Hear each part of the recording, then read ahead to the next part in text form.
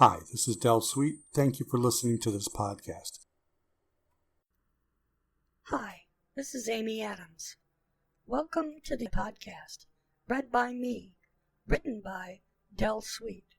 Copyright 2020, all rights reserved in their entirety. Episode 14. March 12th. To live again.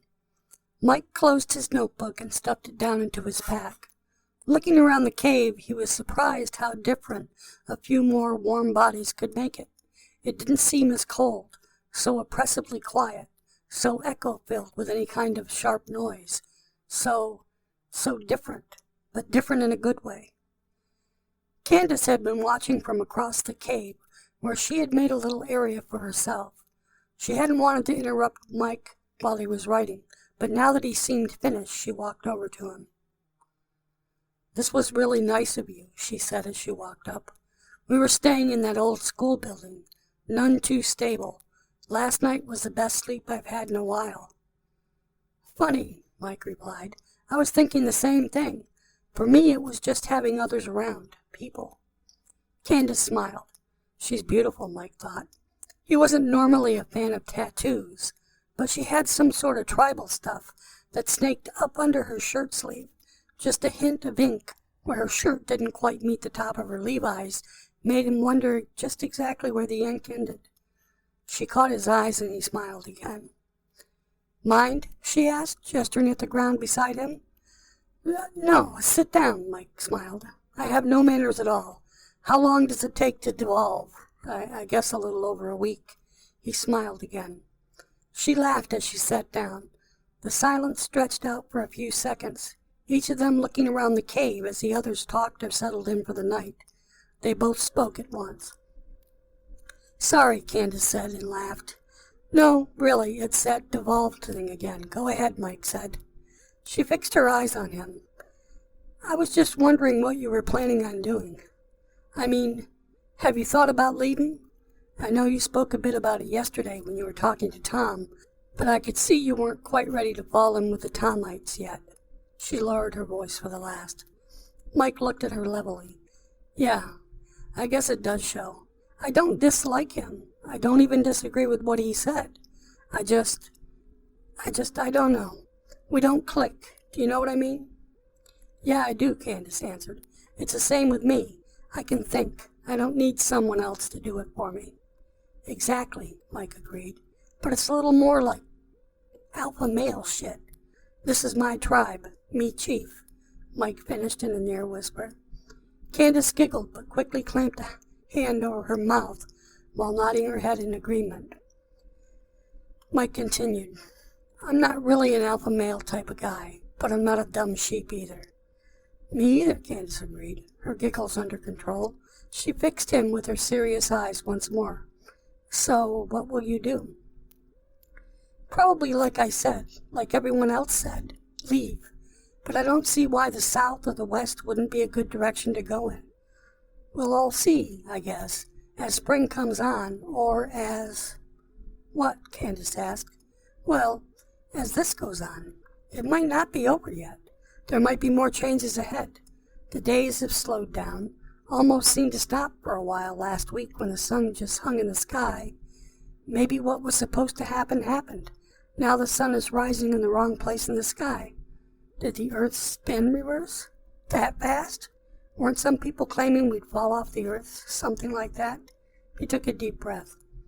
"I guess I'm just going to wait to see how this goes, what happens next. But in a few months, not far into spring, I'll probably leave. Whatever has happened, is happening, should be over by then." He smiled. "I guess that was a long drawn-out answer." "No, not really," Candace answered. "I'm in the same place. I'm not sure what happened either, or if it's all over, but I don't think I want to live in a cave forever either." She looked around. "But who knows? Maybe it's come back to that?" Mike shrugged his shoulders. "Anyway," she continued, I just wanted you to know I'm seeing it the same way as you do. I mean, I just want to be on your side of it." She locked her eyes on his and gave a firm nod, then flipped her short black hair out of her eyes. She firmed her mouth, set her jaw, and spoke once more. I'd like to go get my things. Move over here with you. Her dark eyes settled on his own. Be with you. I mean, be together. Quick, Mike said. She nodded and smiled. Maybe it's a quick world now. I'm taking you at face value, I guess. You don't have a little harem locked away farther back in these caves, do you? She smiled. Mike laughed. Not hardly. Well then, she asked quietly, her eyes serious. Mike nodded, which caused a huge smile to spread across her face. His own smile answered it. But, he thought, did she really mean... He didn't complete the thought as she stood and walked across the cave to where she had put her things and spent her first night. She turned and looked back at him. Mike stood and walked over to help her move her things over to his side of the cave. Several pairs of eyes watched the move. Well, I guess that settles that, Robert Dove said to his wife Jan. His wife nodded, a slight smile on her face. For the last few days, Tom had been pushing Candace. Jan had disapproved. Let the girl make up her own mind, she had thought. Maybe it's for the best, she said now. That young man is so much more likable, Bobby. Bob nodded in agreement. The fly in the ointment might be Lydia, who had been making eyes at Tom since they first met, but who, for the last few days, had only had eyes for Mike. Bob looked over, just as a look passed between Tom and Lydia. Oh, he thought. Jan shook her head.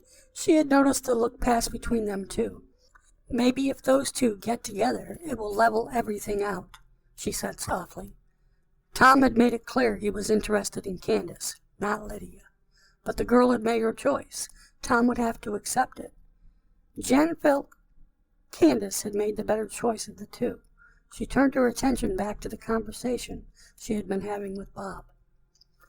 Tom watched as Candace moved her sleeping bags and backpack over to Mike's side of the cave. He didn't see what she saw in Mike, but it was her choice, and she wouldn't get a second chance with him. He frowned at his own thoughts. Don't be an ass, he told himself. It's not that serious. He looked over and caught Lydia's eyes. The question was right there. He nodded, and she sprang to her feet like a rabbit, a mean look on her young, pouty face as she looked towards Candace. The look went unanswered by Candace. She turned her back to the girl as she walked back over to Mike's side of the cave. Lydia quickly gathered her things and moved them over to Tom's area. Stupid bitch, she told herself. She can have the caveman dude. She'd only wanted Tom all along, even the last few days. Chasing after Mike the last few days had only been an attempt on her part to make Tom jealous. Tom would take her out of here. She hated this place and everything to do with it. Always had.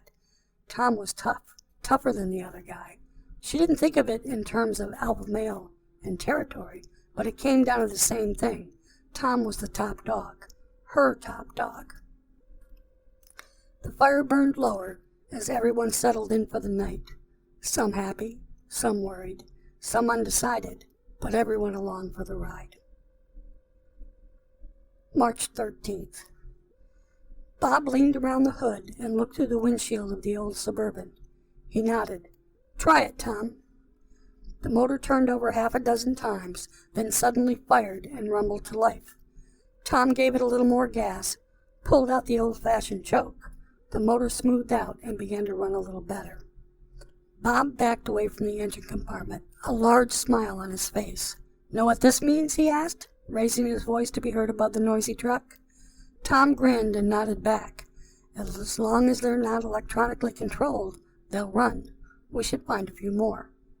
Bob nodded in agreement. They had found the old Suburban in a lot out in back of one of the car dealerships on Outer Washington Street. The lot itself was wrecked. The building's not much better, but hundreds of new cars and trucks sat on the cracked pavement or pointed their noses or tails at the sky where they were half buried. The Suburban had been set up with a plow, and they all agreed it was probably just used to plow the lot. Before they had even gone looking for a vehicle, Tom and Bob had gone hunting for a small gasoline-powered engine. lawnmower, leaf blower. It didn't really matter. Just something small without an electronic ignition or brain.